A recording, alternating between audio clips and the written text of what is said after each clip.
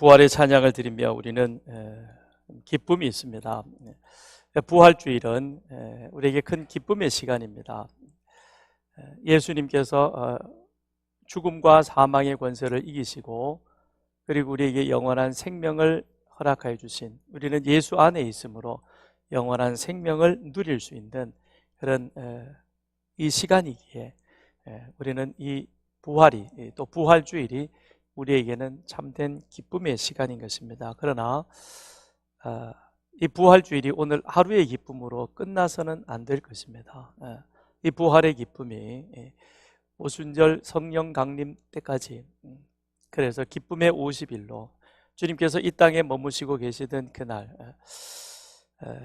많은 사람들, 제자들을 만나시며 당신의 부활을 그렇게 친히 경험하게 하셨던 것처럼 우리 또한 오늘 이 시간 부활의 주님을 만나는 은혜가 있어야 할 것입니다.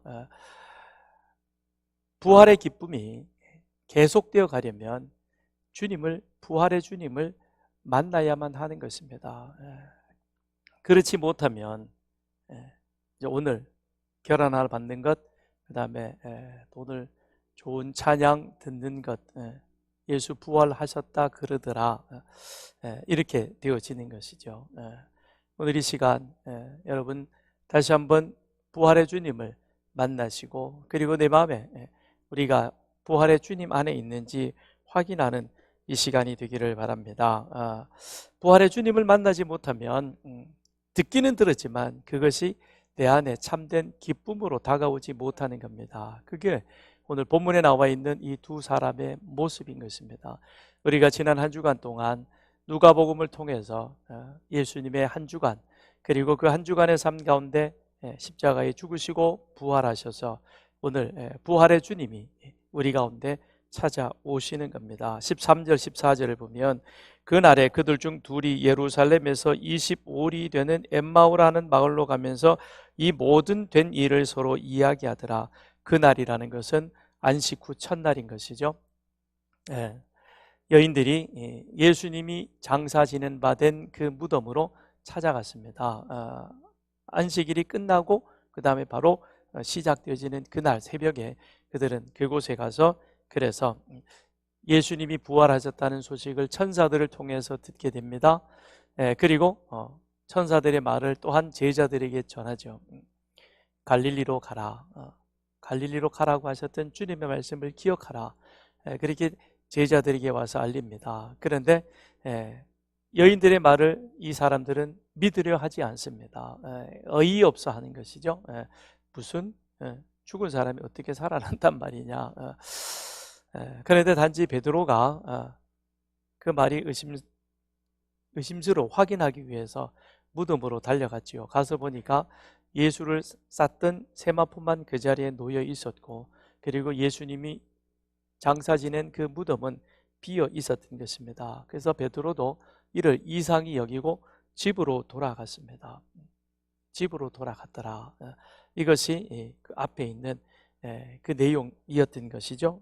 그런데 오늘 본문에 있는 이 두 사람도 마찬가지인 것입니다. 이 모든 된 일을 서로 이야기하더라. 그간에 있었던, 예수께서 고난주간 한 주간 동안 예루살렘 입성하시고 그 다음에 사내들인 공회원들에 의해서 잡히시고 조롱받으시고 빌라도에게 재판을 받고 십자가에 돌아가시고, 그리고 나서 장사 지낸 바 되셨는데 다시 살아나셨다라고 하는 그 이야기가 예루살렘에 쭉 퍼졌습니다. 근데 그 소식을 그들도 들었습니다. 그런데 그들은 어떻게 합니까? 집으로 돌아가고 있습니다. 고향으로 돌아가고 있다는 것이죠. 베드로가 이상히 여기며 부활하신 예수님을 만나지 못한 채 빈 무덤만 보고 자기 집으로 돌아갔던 것처럼 이들 또한 그들로 돌아가는 것입니다. 왜 돌아가는 겁니까? 부활의 주님을 만나지 못했기 때문인 것입니다. 더 나아가서는 부활의 의미를 온전히 이해하지 못했기 때문인 것이죠. 부활의 주님을 만나지 못하고 부활의 의미를 알지 못하면 우리가 이 자리에 와서 예배를 드리고 다시 집으로 돌아갈지라도 그건 그냥 지나온 시간의 일생일 뿐인 것입니다. 더 나은 앞으로의 삶으로 우리는 나아가질 못하는 것입니다. 그러면 다람쥐 쳇바퀴 돌듯 우리는 또 하나의 시간을, 또 나의 귀한 시간들을 그냥 보내버리는 것입니다. 17절을 보겠습니다. 15절 보면 그들이 서로 이야기하며 문의할 때에 예수께서 가까이 이르러 17절 예수께서 이르시되 너희가 길 가면서 서로 주고받는 이야기가 무엇이냐 하시니 두 사람이 슬픈 빛을 띠고 머물러 서더라. 예수님의 죽음이 그들에게는 큰 실망과 좌절을 안겼습니다. 그래서 그동안 예수를 따르며 예수의 말씀을 들으면서 품었던 그런 기대와 희망이 산산조각 나버린 것이죠. 그래서 그들은 어디로 돌아갑니까? 다시 고향으로 돌아가서 자기들의 일상으로 돌아가려 했던 것입니다. 나사로가 죽었습니다. 나사로가 아프다는 소식을 두 자매는 예수님께 알렸습니다. 그런데 예수님께서 나사로가 죽은 후에 나사로의 집으로 돌아왔습니다. 예수님이 오셨다는 소식을 들었지만 마르다의 마음은 불편합니다.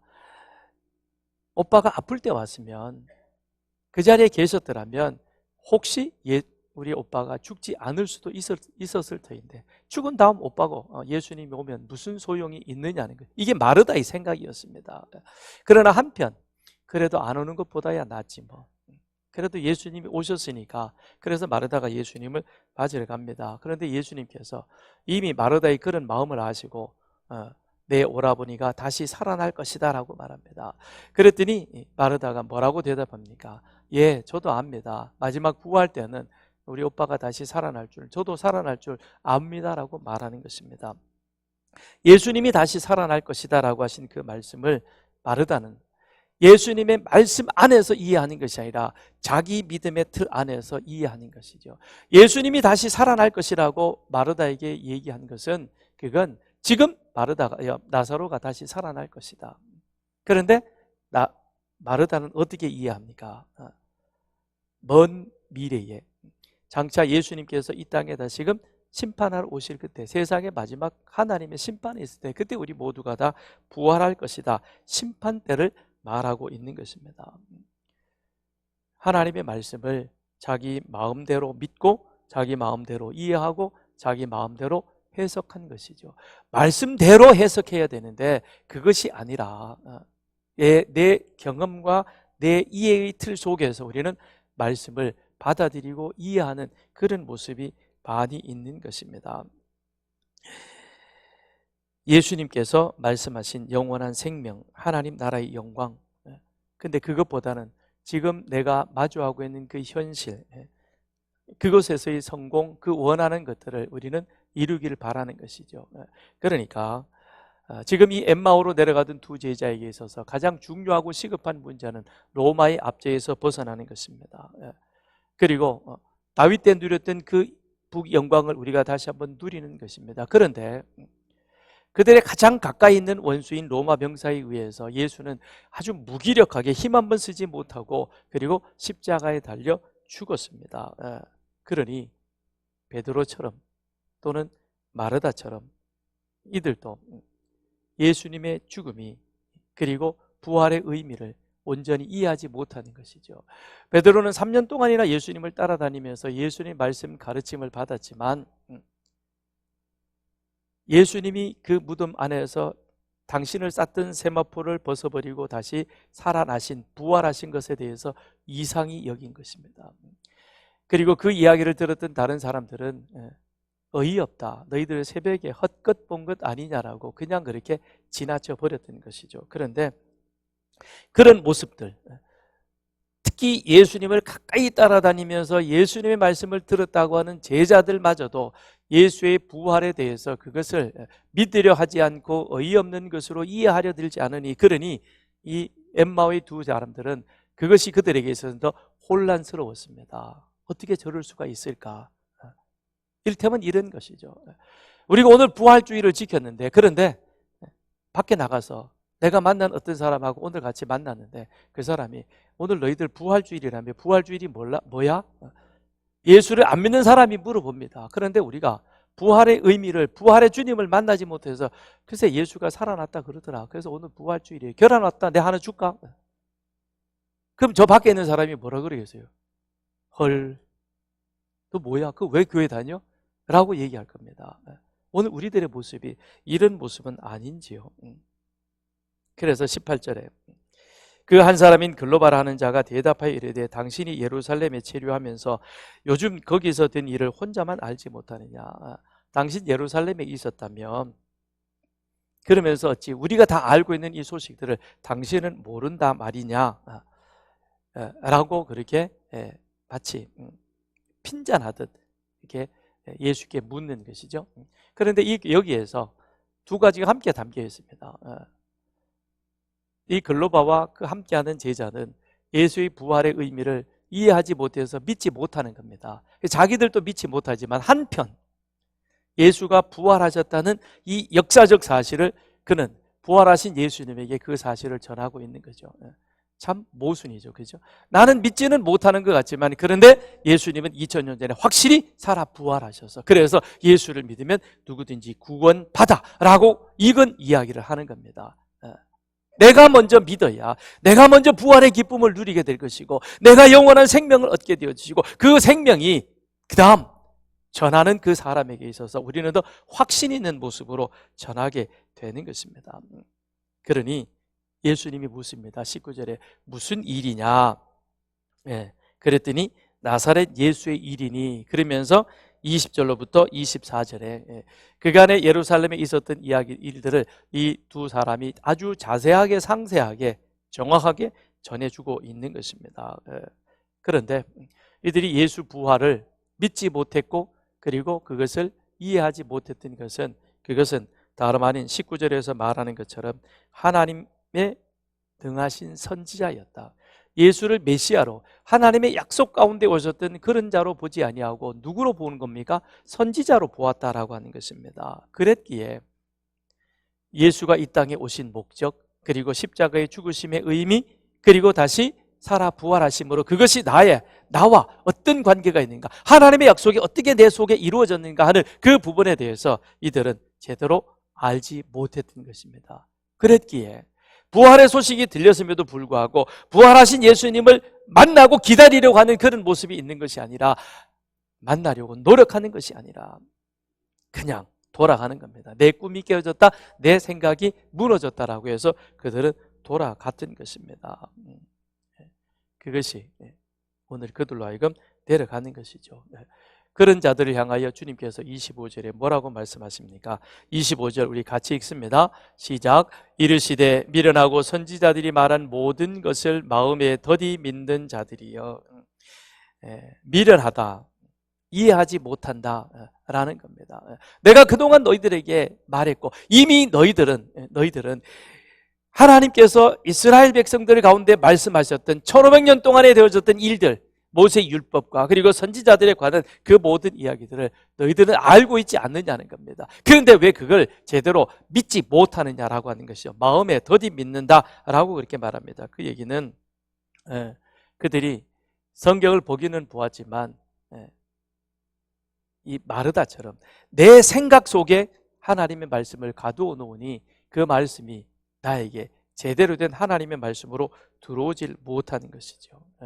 그래서 선지자들이 한 말, 예수는 이 땅에 오실 것이요 그는 고난을 받을 것이요 그는 십자가에 죽을 것이다. 그렇지만 다시 살아날 것이다. 그것이 선지자들의 증거였고 그걸 주님께서도 여러 차례 제자들에게 그렇게 말씀하셨습니다. 예수님의 십자가의 죽으심은 끝나는 것이 아니라 하나님의 사랑과 공의가 십자가를 통해서 예수를 통해서 그것이 성취되어진 것입니다. 그래야만 우리가 죄에서 구원받아 영원한 생명을 누릴 수 있게 되는 것이죠. 그런데 그들은 그 사실을 잊지 못했던 것입니다. 기록된 말씀을 믿지 못했고 주님의 가르침을 마음에 기억하려는 그런 모습이 그 속에 없었던 것입니다. 오늘도 마찬가지입니다. 여러분 이 자리에 부활주의를 지키기 위해 오셨습니다. 결혼받고 돌아가시겠습니까? 예수 부활하셨다더라 그 말 한마디 듣고 그냥 가시겠습니까? 아니요. 부활의 주님을 만나십시오. 부활의 주님을 만날 때 부활의 의미를 바르게 깨달을 때 여러분의 인생은 분명 달라지게 되는 것입니다. 달라지는 것입니다. 달라지지 않는 것이 이상하다는 것이죠. 그러니 주님의 부활을 처음 목격했던 물론 주님은 만나지 못했지만 그것을 전해주는 천사들이 여인들에게 뭐라고 말합니까? 갈릴리에 계실 때 너에게 어떻게 말씀하는가를 기억하라. 기억해내라는 겁니다. 그러면서 갈릴리로 가라라고 그렇게 천사들은 여인들을 통해서 제자들에게 말씀해주고 있는 것입니다. 그래서 주님은 다시 한번 선지자들의 글을 그리고 예수님의 가르침을 제대로 이해하지 못하는 그들에게 27절에 이에 모세와 모든 선지자의 글로 시작하여 모든 성경에 쓴 바 자기에 관한 것을 자세히 설명하니라. 자세히 설명하니라. 구약 성경은 이스라엘의 역사에 관한 것이지만 그러나 그 모든 것들은 바로 예수 그리스도를 예표하는 것입니다. 구약 전체는 예수의 탄생, 그리고 예수의 삶, 예수의 고난, 예수의 십자가의 죽음, 그리고 부활, 이 사실을 예고해주고 있는 것이죠. 그러니 주님께서 그 사실을 쭉 다시 설명해주고 있는 겁니다. 그랬더니 31절 그들의 눈이 밝아져 그인 줄 알아보더니 그가 누구겠습니까? 예수인 줄, 부활하신 예수인 줄 아는 것입니다. 그래서 32절에 그들이 뭐라고 얘기를 합니까? 후반에 성경을 풀어주실 때에 우리 속에서 마음이 뜨겁지 아니하더냐. 성경 말씀을 들을 때 우리 마음에 무엇이 마음에 뜨거워지는, 부활이 믿어지는 그런 은혜를 누리게 되었다는 것입니다. 그들의 눈이 밝아져라고 하는 그 의미는 그들의 캄캄한 가운데 눈을 뜨지 못하고 있다가 보게 되어진 그런 의미가 아니라 30절에 보면 떡을 가지사 축사하시고 떼어 그들에게 주실 때, 그걸 나누어 주실 때 무엇을 기억합니까? 주님께서 마지막 6월절 첫 번 성찬식 우리가 이제 하게 될 것입니다. 그때에 주님께서 떡을 떼어 주시면서 이것은 너희를 위하여 상하고 찢긴 내 몸이다. 잔을 나누어 주시면서 이것은 너희를 위하여 흘리는 바 내 피라. 너희와 세운 새 언약의 피라. 받으라 마시라 말씀하셨던 바로 이것이구나. 이것이 십자가였고 주님은 십자가에서 우리에게 새로운 생명을, 우리의 죄 문제를 해결해 주셨구나. 이 사실을 그들이 어떻게 됐냐? 마음이 뜨겁다. 알게 되었, 깨달아가기 시작했다라고 했다는 것입니다. 그 사실을 깨닫고 그들은 어떻게 합니까? 33절 곧 그때로 일어나 예루살렘으로 돌아가. 바로 그 자리에서 일어납니다. 어디로 돌아갑니까? 예루살렘으로 다시 돌아가. 35절 예수께서 떡 되심으로 자기에게 알려진 것을 말하더니 예수 부활하셨다. 우리 부활하신 주님을 만났다. 그리고는 부활의 증인으로, 부활을 전하는 자로 그렇게 이들은 살아가는 것입니다.